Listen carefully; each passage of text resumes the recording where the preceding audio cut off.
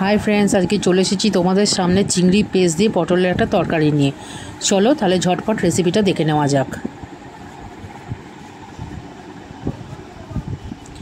প্রথমেই দেখে নিই উপকরণে কী কী রয়েছে। উপকরণে রয়েছে চিংড়ি মাছ পেস্ট করা, আদা রসুন পেঁয়াজের বাটা, টমেটো গ্রেট করা রয়েছে ও রয়েছে টক দই। কড়াতে সামান্য তেল দিয়ে দিচ্ছি, দিয়ে পটলগুলো একটু ভেজে নিচ্ছি।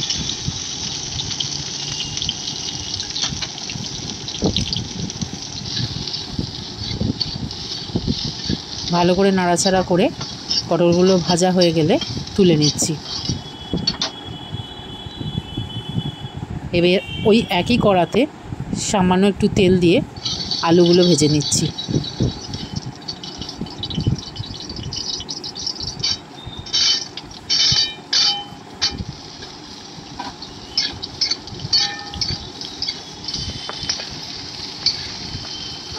ভালো করে আলুগুলো ভেজে নিয়ে আলুগুলো এবার তুলে নিচ্ছি।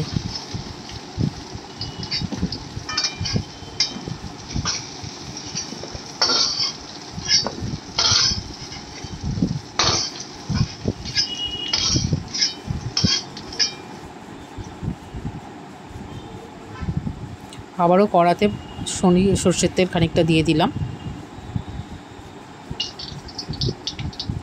ফোড়নে দিচ্ছি কিছু গোটা গরম মশলা,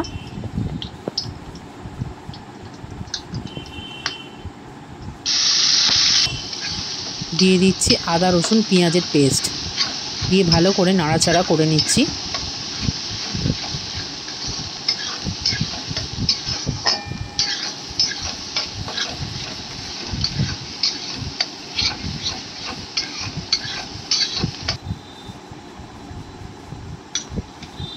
ভালো করে নাড়াচাড়া করে নেওয়ার পর এবার দিয়ে দিচ্ছি আগে থাকতে গ্রেট করে রাখা টমেটোটা।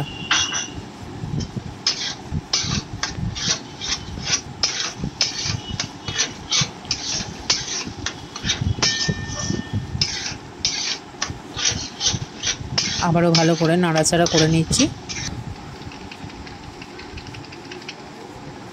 এবার দিয়ে দিচ্ছি পরিমাণ মতো হলুদ গুঁড়ো, লঙ্কা গুঁড়ো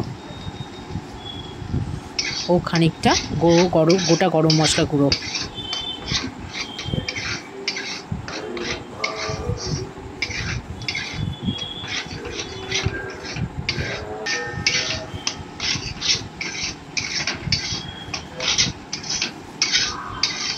ভালো করে নাড়াচাড়া করে নিচ্ছি মশলাটা।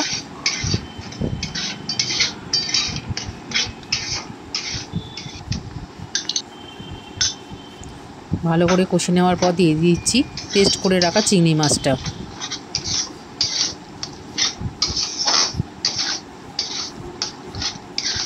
চিংড়ি মাছটা দিয়ে মশলার সাথে ভালো করে কষে নিতে হবে।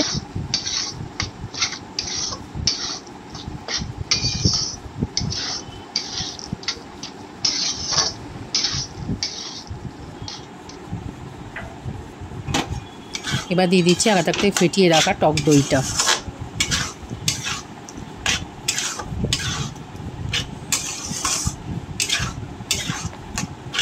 ভালো করে একটু টক দইটা দিয়ে নাড়াচাড়া করে নিচ্ছি।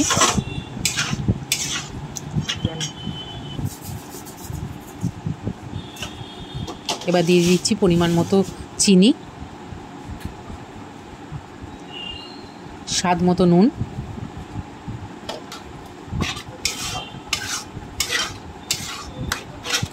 ভালো করে মশলাটার সাথে মিশিয়ে নিচ্ছি।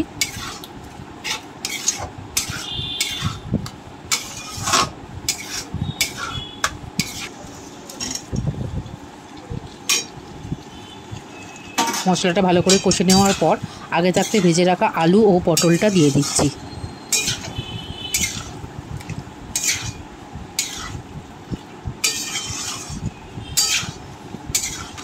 ভালো করে নাড়াচাড়া করে নিতে হবে।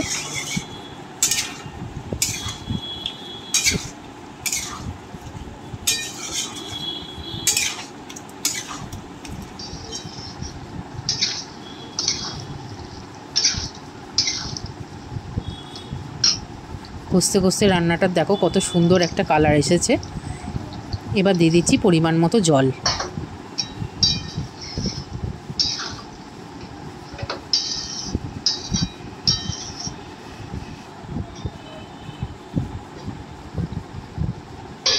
এবার একটু ফুটতে দিলাম।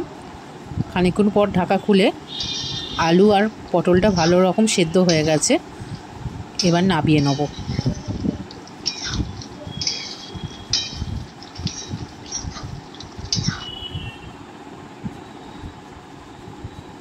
দেখো একদম রেডি চিংড়ি মাছ পেস্ট দিয়ে পটলের তরকারি।